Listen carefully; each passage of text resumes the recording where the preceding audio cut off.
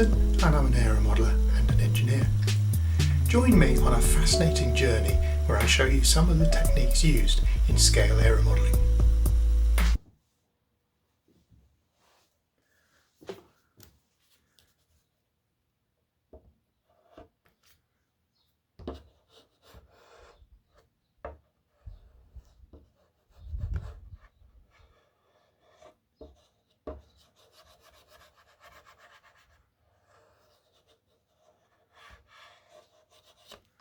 The only colour I have is this cub yellow, so I'm going to have to use that for everything.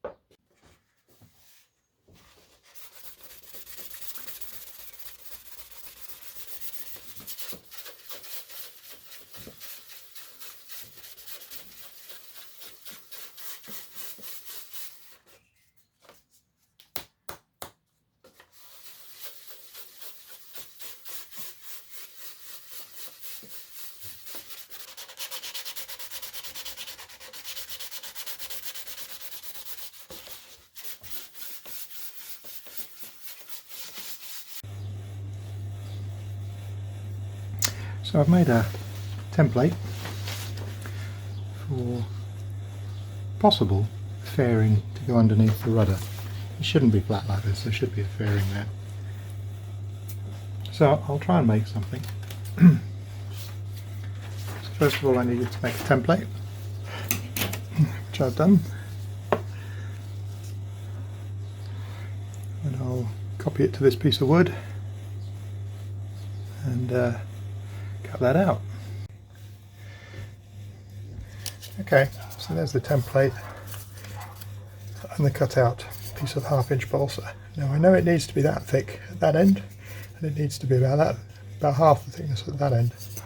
So I'm going to start with this is what's called a David's plane or a razor plane, and in there is a razor blade in one of the flat, you know, like an old shaving razor blade, the old-fashioned style, and I'm just going to plane this down. And using a razor planers on balsa is one of the most satisfying things there is in modelling.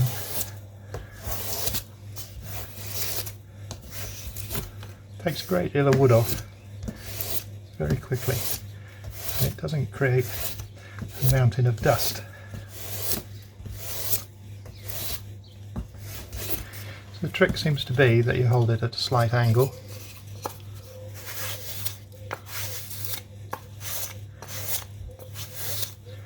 slightly diagonal, and away you go.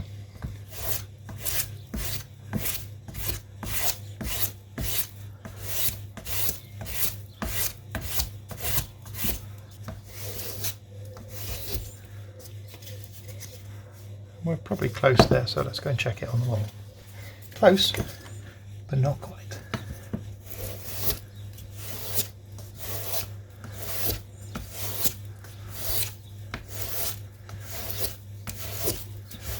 Let's try that. So we're very close. So now I'll move on to the long block.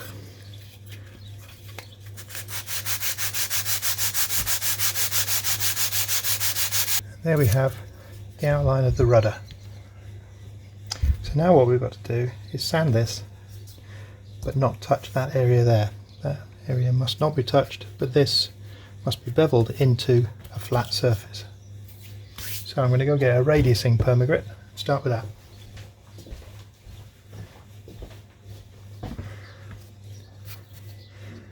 Okay. Put it on a sacrificial piece of wood just to make things easier.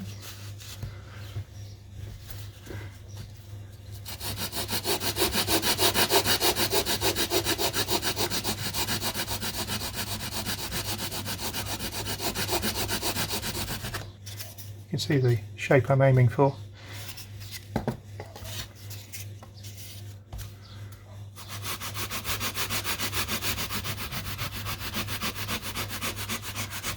It would be fairly easy to vac form this once you've made one.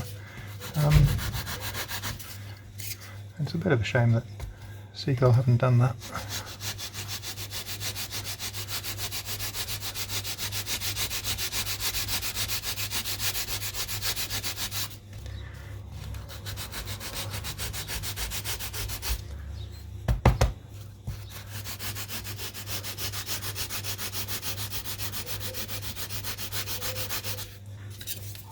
Let's go and see how that looks on the model.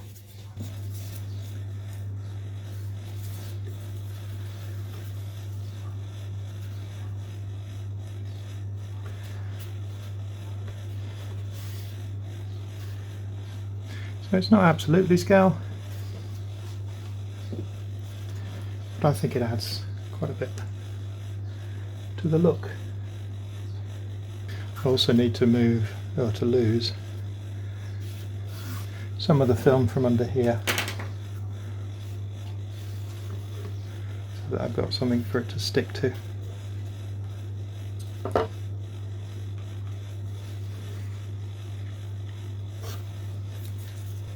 Now you've got to be very careful when you cut like this, because it's very easy to cut through the balsa sheeting. Oh, didn't want to do that. There we go. I've got to get the iron out later anyway, so that gives us something to glue this to.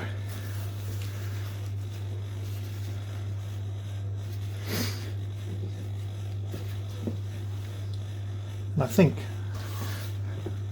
I'm going to turn the iron on now. I think I'm going to cover this first and then glue it into position. The problem is made worse by the fact that you're not working with a good surface like fiberglass or a glass resin surface or balsa. You're working with plastic film. It's horrible. It's a horrible stuff. I hate it. So it's going to be a compromise no matter what I do, and it is a film covered ARTF at the end of the day. So I'll film this and butt it up against that one, and I guess there will be a ridge, but I'm not going to worry about it. There we go. Let's get the iron out.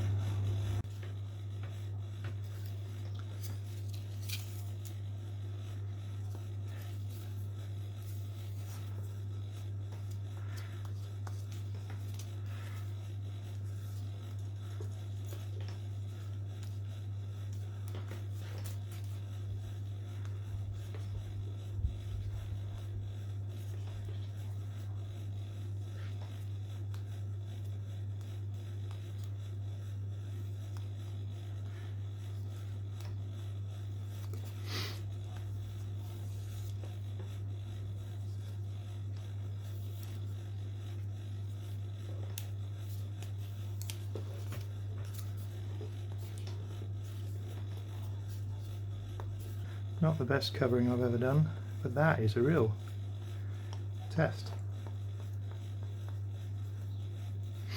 I hate film. I hate plastic film. I can't get on with it. Take it out in the sunshine, it's all wrinkly again. Right, now that goes under there to there, and then we'll just glue that down like that. And it's not perfect, but it gives a hint, you know, that you've made an effort.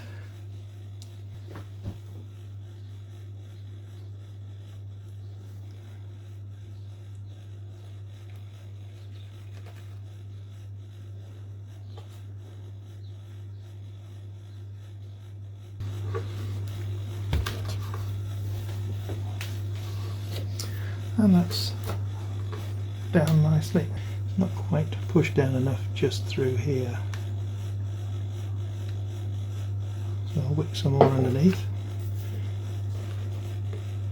Squash it down.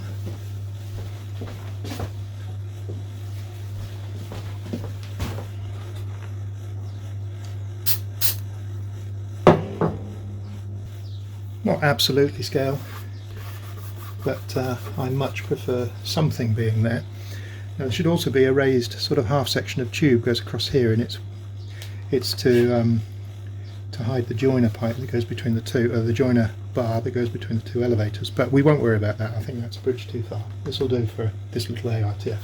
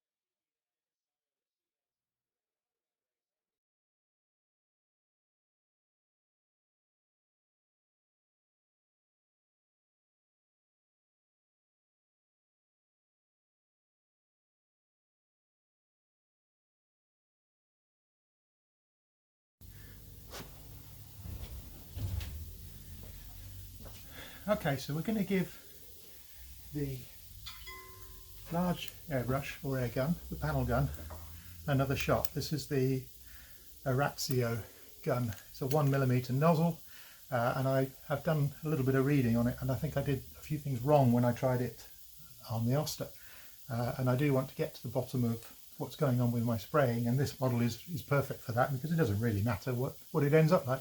So I'm going to try the silver class coat mixed 1 to 1 to 1 in this gun at 25 psi. Okay.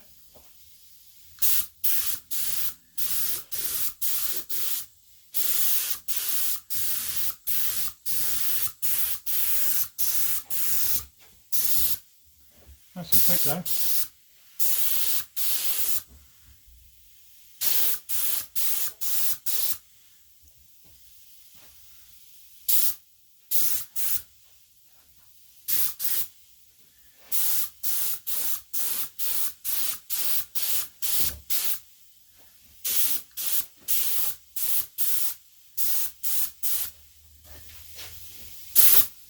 The trouble is, the paint doesn't appear to be atomizing very well.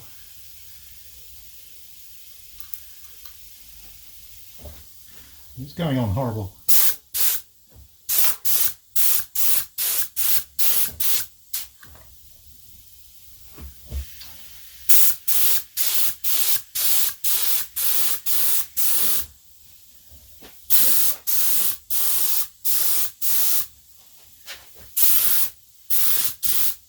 It's not atomizing at all.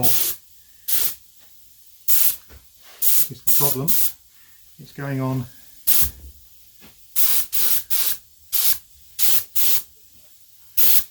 blotchy. It is going on quick, I'll give it that.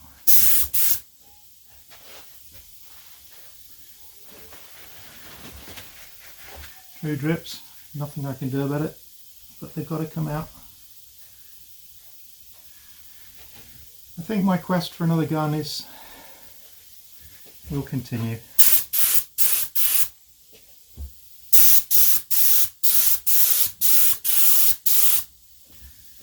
It's going on a bit better now. I've wound the nozzle control in a little bit.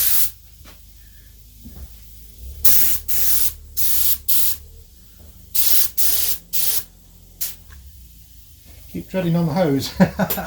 Every time I do that, it spits.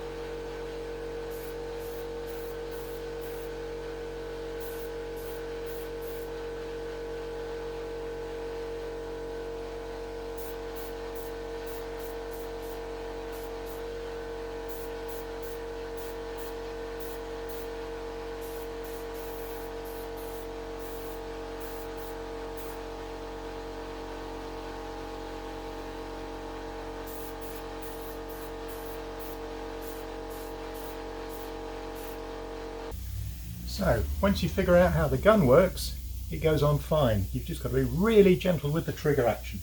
I need to have a look at the paint mixture adjuster and see if there's a way I can reduce the amount of paint. But it's gone on really nicely now, and what I'm going to do is I've got some paint left, so I'm going to go over the wings again now that I know what I'm doing.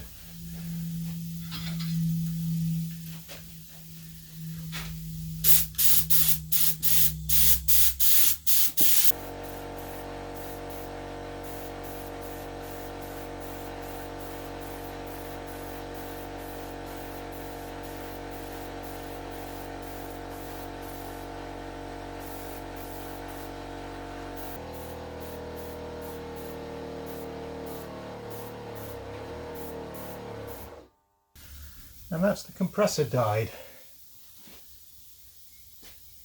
Let's hope that's not permanent. I've never had it stop like that before. So the compressor seems to be working. I've not really done anything. I am a little bit concerned about it giving out. It's the motor. It's just cutting out on me. So we'll see how we get on. I managed to give it a full charge, so we'll give it a go. I've got new needles for the Orazio. In fact, trying to get the new needles, I inadvertently bought another gun. They were only £15, and I thought that was for a set of needles. And another gun arrived. It's a 0.5mm this time. I really want a 0.8. I'll give this 0.5 a go. It's not too expensive.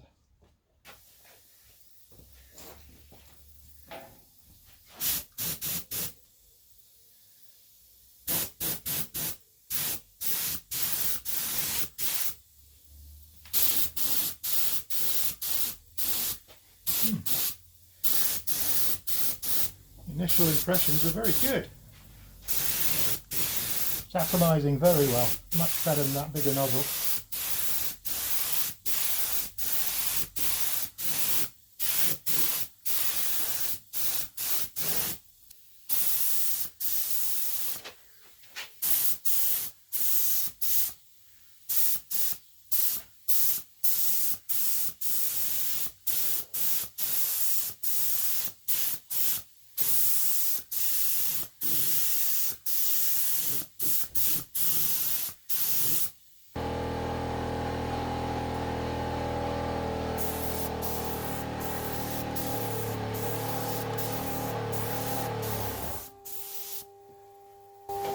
That's the compressor giving up.